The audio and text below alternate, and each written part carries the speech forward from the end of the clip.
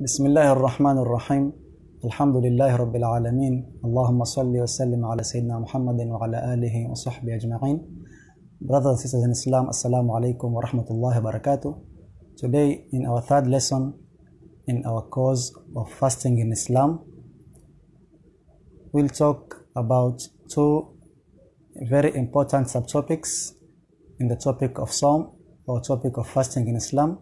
The first subtopic that we'll talk about is what are the requirements needed for an individual to be allowed to fast in Islam. What are the things that if available in an individual, he or she will be allowed to fast? His or her fast will be considered as valid. The other subtopic which we'll talk about today, inshallah ta'ala, is what are the requirements that if available in an individual, it becomes for him to fast. So the first requirements that we'll talk about are the things that makes an individual allowed for him or her to fast. The second subtopic will be the things that if available in an individual altogether, it becomes a must or an obligatory for him to fast. Let's come together and start with the first subtopic, inshallah ta'ala. What are the requirements? There are four requirements which if available in an individual, it's him or her to fast.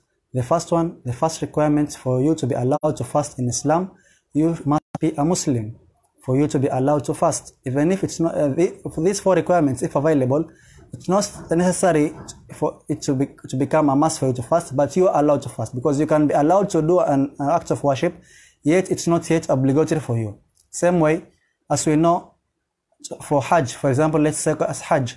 Hajj is only a must for those with the financial or also physical. So if anyone who has no financial health, he's not wealthy enough to go for Hajj, but if it happens he goes to Hajj, his Hajj will be accepted. Yet it was not an obligatory for him to go for Hajj. So there are conditions which allow you to do an ibadah, and there are conditions or requirements, if available, it becomes now an obligatory or a must for you to fast.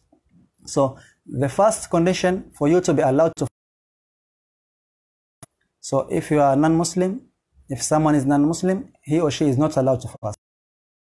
And for someone to be allowed to fast is he or she must be mentally sound. You must be sane for you to fast. So ill people, mentally sick people are not allowed to fast. Even if they fast, their fast will not be accepted.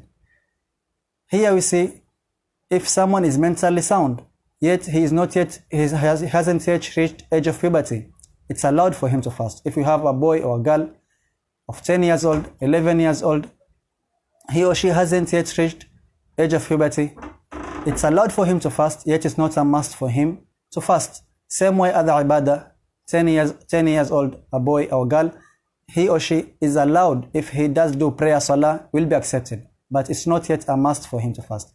But parents are required to encourage their children when they reach 7 years old. You have to start telling them, start now, you now have to start praying, you now have to start fasting, you now have, if it's a baby girl, you now have to start wearing hijab, cover yourself. Everything that is wajib, you have to start teaching them when they reach 7 years old. The hadith says, if they reach 7 years old, teach them or make them, tell them, ask them to pray. Same thing, not only prayer, any wajib you have to start asking them doing when they reach 7 years old. So likewise fasting, likewise you have to stop them doing when they reach 7 years old. So the first condition we said, you have to be a Muslim. The second condition, you have to be mentally sound, mentally sane for your fast to be accepted, even if you are not, you haven't yet reached age of puberty. The third thing, this is specific for ladies or sisters, you have to be free from your monthly menses, also free from post-childbirth blood, that is nifas and hayd. You have to be free from hayd and nifas for you to be considered as valid or for your fast to be accepted. The fourth requirement for your fast to be accepted or your fast to be considered as valid, the day you are fasting must be a day that it's allowed in Islam to fast. rather than fasting on a Eid day or Ayam Tashriq.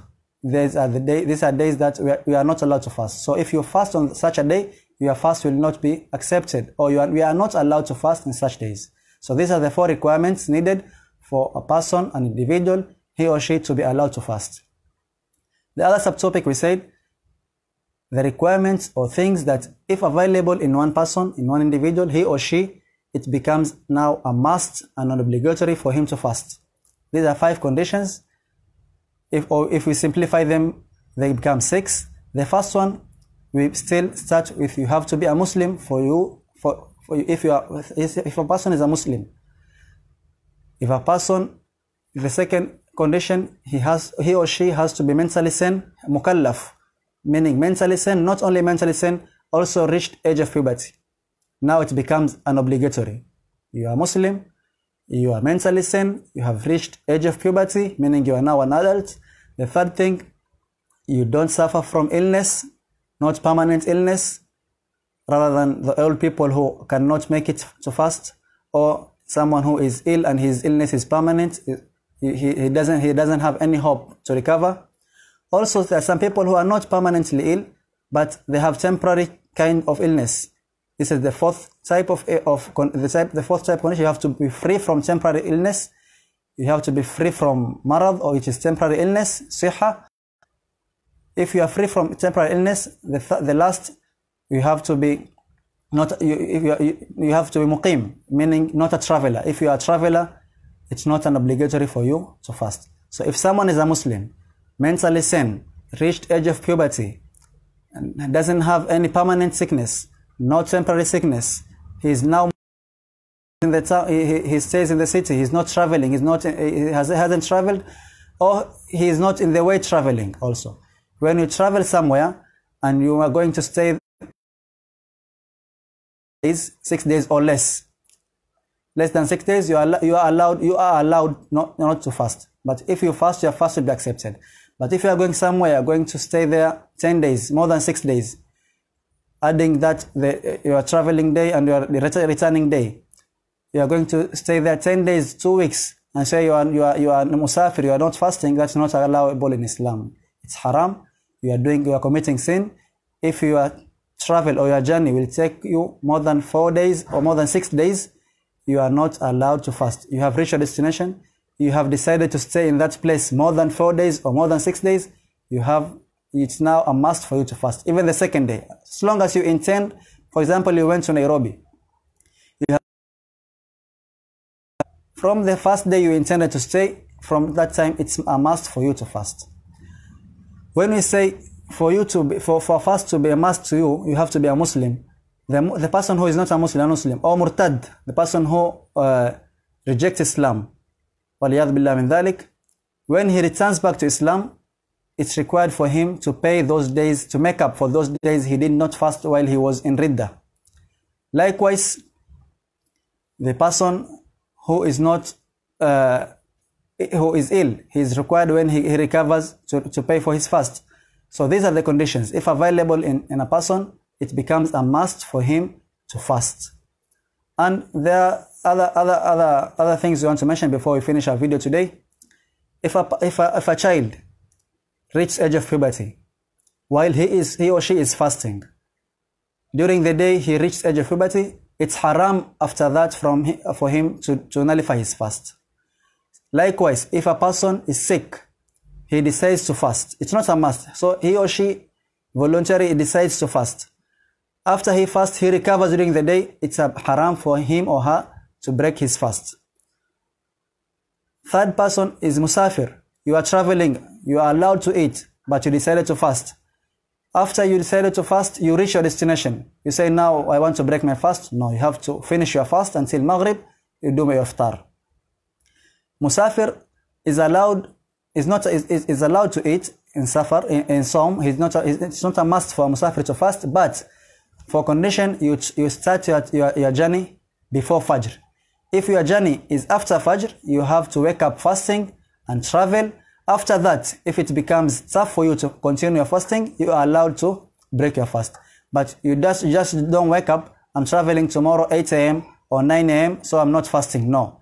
You have to sleep with the niyyah of fasting, wake up fasting, and then if you have an excuse, you cannot continue fasting, you are allowed to break your fast. But for those who start traveling before Fajr, these people are allowed not to intend fasting, not to fast, started their journey before the fast becomes wajib to them. But if your journey or you are traveling during the day, you have to wake up fasting, and then inshallah, if you are able to continue your fast, you finish your fast, you finish your fast. If you are not able, you are allowed to break your fast. May Allah subhanahu wa ta'ala make us من الذين يستمعون القول ويتبعون أحسنه. والسلام عليكم ورحمة الله وبركاته وأسعد الله أوقاتكم.